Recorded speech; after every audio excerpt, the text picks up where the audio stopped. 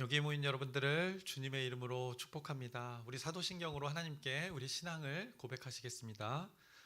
전능하사 천지를 만드신 하나님 아버지를 내가 믿사오며 그 외아들 우리 주 예수 그리스도를 믿사오니 이는 성령으로 잉태하사 동정녀 마리아에게 나시고 본디오 빌라도에게 고난을 받으사 십자가에 못 박혀 죽으시고 장사한 지 사흘 만에 죽은 자 가운데서 다시 살아나시며 하늘에 오르사 전능하신 하나님 우편에 앉아 계시다가 저리로서 산 자와 죽은 자를 심판하러 오시리라. 성령을 믿사오며 거룩한 교회와 성도가 서로 교통하는 것과 죄를 사해 주시는 것과 몸이 다시 사는 것과 영원히 사는 것을 믿사옵나이다. 아멘. 살아계신 하나님 아버지, 오늘도 우리에게 새날 새 생명 허락해 주심을 감사합니다. 오늘도 하나님 허락한 것 안에서 하나님을 예배합니다. 일상에서 또 이 순간 이 예배의 자리에서 하나님을 예배합니다. 오직 하나님만 영광 받아 주시옵시고 또 이 예배를 통하여서 우리가 은혜 경험케 하여 주시옵소서. 그 살아계신 하나님을 경험하기 소망합니다. 살아계신 하나님을 증거하기 소망합니다. 우리의 마음 가운데 생각 가운데 성령님께서 일하여 주시옵소서. 우리 공동체가 감당해야 될 것, 또 우리 각자가 감당해야 될 하나님 나라의 일들 기쁨으로 자원하는 마음으로 이것들을 이뤄가는 우리의 공동체 되게 인도하여 주시옵소서. 예수님의 이름으로 기도드렸사옵나이다. 아멘. 함께 찬송가 505장 찬양하시겠습니다. 새 찬송가 505장입니다. 온 세상 위하여 함께 찬양하시겠습니다. 온 세상 위하여 나 복음 전하리. 만 백성 모두 나와서 주 말씀 들으라. 죄 중에 빠져서 헤매는 자들아, 주님의 음성 듣고서 너 구원 받으라. 전하고 기도해 매일 증인 되리라.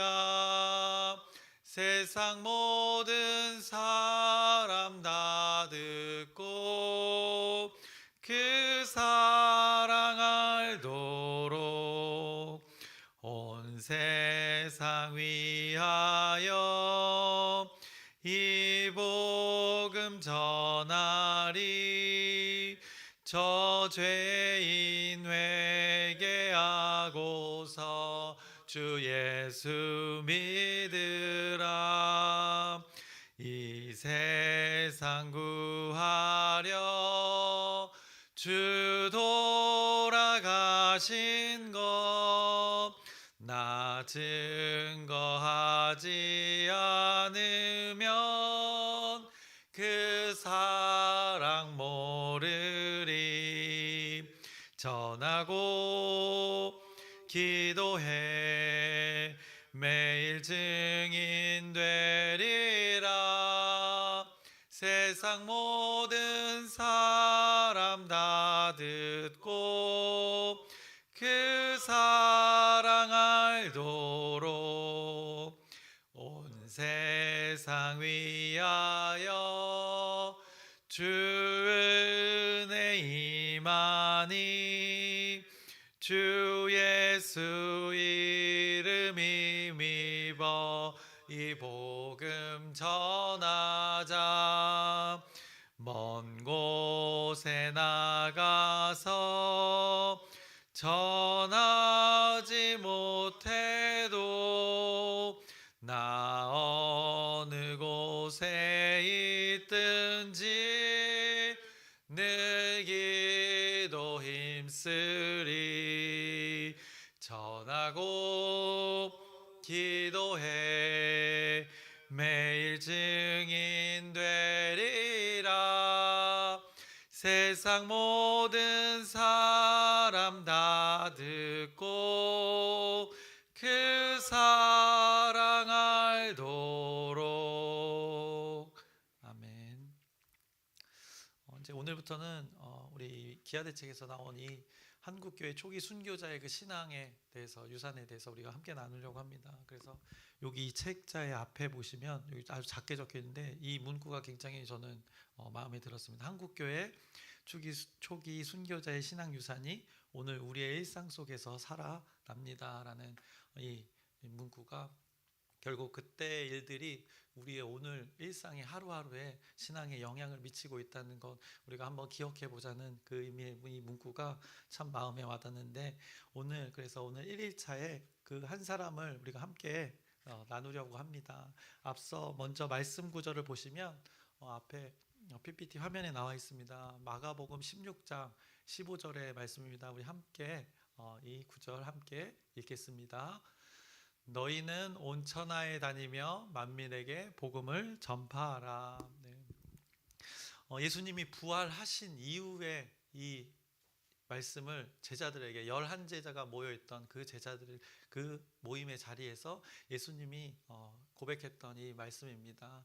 죽으시고 다시 살아나셨을 때 그 제자들 앞에 나타나셔서 어떻게 보면 당부를 하셨던 것입니다. 이것을 위해 살아라라고 말씀하셨던 말씀이 바로 마가복음 16장 15절의 말씀입니다.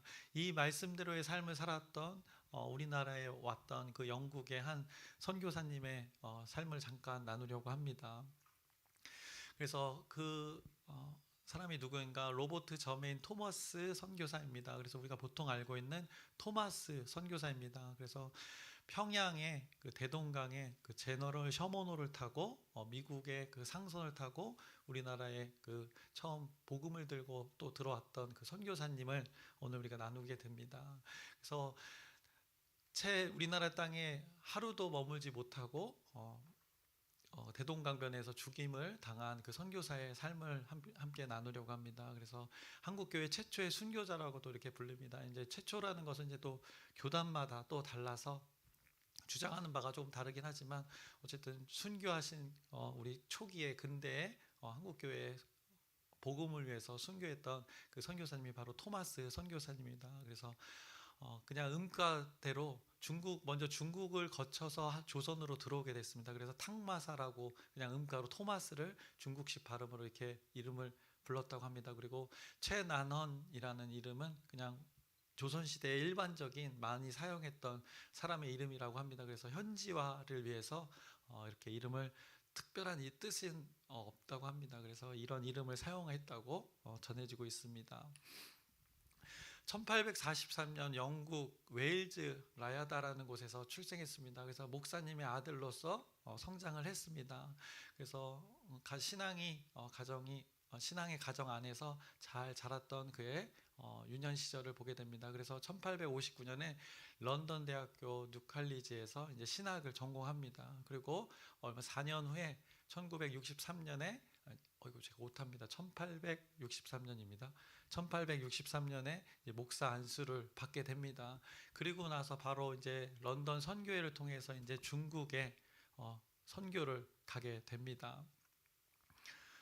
근데 부인과 벌써 그때는 이제 결혼을 한 직후입니다. 목사 안수를 받고 떠날 때는 부인과 이제 결혼을 한 상태에 이제 중국 상해를 런던 선교회에서 출발하여서 런던 선교회 그곳에서 파송을 받아서 중국으로 이제 선교를 먼저 가게 됩니다. 그래서 부인과 함께 또 배를 타고 이곳에 멀리 몇 날 며칠을 거쳐서 이 중국 상해에 도착하게 됩니다. 그런데 그때 날씨가 매우 추웠다고 합니다. 그래서 중국에 도착한 지 4개월 만에 아내가 그 추위 가운데 죽음을 맞이하게 되는 이 안타까운 일들을 경험했다고 합니다.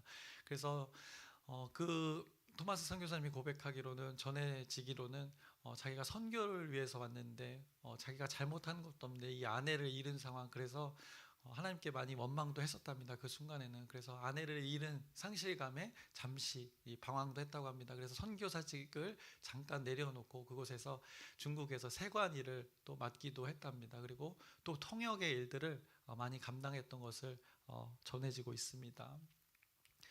그러나 이제 다시 마음이 회복되어지고 하나님과의 관계가 더 친밀해져서 다시 선교사 런던 선교회에서 파송된 그 중국의 선교 일들을 또 능히 잘 감당했다고 합니다. 그래서 토마스 선교사가 중국에서 활발한 또 선교사님으로서의 역할을 복음을 전파하는 일에 기꺼이 감당하는 모습들을 기록으로 많이 남겨져 있다고 합니다. 그래서 토마스 선교사가 중국에 왔을 때 이 조선과 더불어서 아시아의 상황 어땠는가? 세계 열강들이 독일, 미국, 유럽의 여러 나라들이 이 아시아를 이제 어떻게 보면 지배하기 위해서 개항을 요구했던 그 시대입니다. 그래서 아시아의 많은 나라의 개방을 위해서 찾아왔던 때입니다.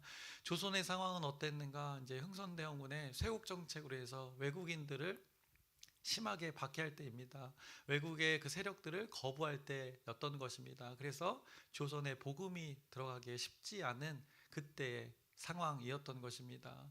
그래서 여러분들이 역사 시간에, 국사 시간에 배웠지만 이제 병인 양요와 신미 양요가 있습니다. 그래서 프랑스인들을 박해해서 프랑스군이 쳐들어왔던 1866년에 또 일들이 있었고, 또 이 제너럴 셔머노 토마스 선교사님이 타고 온 일들로 인해서 후에 이제 1871년에 또 이 신미 양요가 일어나는 일들이 벌어지게 됩니다. 결국 이 외세 세력과 우리 조선의 상황이 충돌하는 이때 복음을 들고 왔던 선교사님이 바로 토마스 선교사님입니다.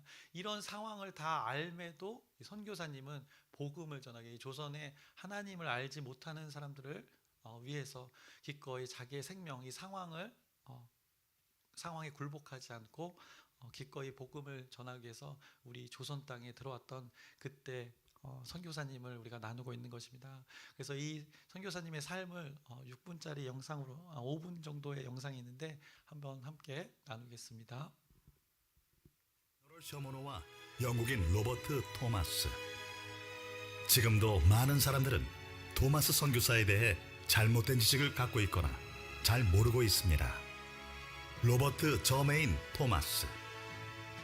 그는 불과 21세의 나이에 웨일스 북부 지역의 교회로부터 담임 목사 청빙을 받을 만큼 준비된 전도자이며 설교가였습니다. 해외 선교를 하기 위해 담임 목사 자리도 마다하고 선교사로 지원하여 중국에 온 토마스는 결혼 후 1년도 안 돼 유산과 질병으로 아내 고드프리를 잃는 아픔을 겪어야 했습니다. 토마스 선교사는 슬픔과 고통 속에서 선교 사역에 힘쓰던 중 조선인을 알게 되었고, 외국인을 거부하는 조선에 어려움을 무릅쓰고 들어가 성경을 전하였고, 그가 복음을 전한 최초의 조선 땅은 바로 백령도 두무진이었습니다. 조선인들은 어느 민족보다 복음 진리에 관심이 많은 민족입니다. 상당히 많은 성경책과 기독교 서적을 준비하였으며 조선 사람들의 환영을 받으리라고 기대합니다. 조선 전도 여행을 통해 조선인을 향한 선교의 열정이 더욱 불탔던 토마스 선교사. 어떻게 해서든 조선을 다시 방문해 복음을 전하고 싶었던 그는 조선과 무역을 개척하려는 제너럴 셔먼호에 승선하게 되고, 조선 관군과 제너럴 셔먼호 선원 간의 무력 충돌에 휘말려 함께 죽임당하는 비극이 있기 전까지 약 17일간 평양과 대동강에서 성경과 예수를 전하다 순교의 피를 흘렸습니다. 19세기 말 제국주의가 팽창했던 격동의 시대 속에서도 미지의 나라에 복음을 전하기 위해 위험과 오해를 무릅쓰고 그 한 몸 경랑 속에 던진 선교사 로버트 토마스. 영국인으로 태어나 한국의 복음화를 염원했던 그의 짧은 생을 우리는 잊지 말아야 합니다. 그 순교 정신을 잇고자 1926년 제15회 조선예수교 장로회 총회가 토마스 순교 60주년을 기념하여 평양에서 개최되었고, 1927년에는 사무엘 마펫을 회장으로 토마스 기념재단이 설립되어 사업을 전개했습니다. 하지만 일제강점기와 남북분단이라는 시대의 아픔으로 이 사업은 멈춰지게 됐습니다.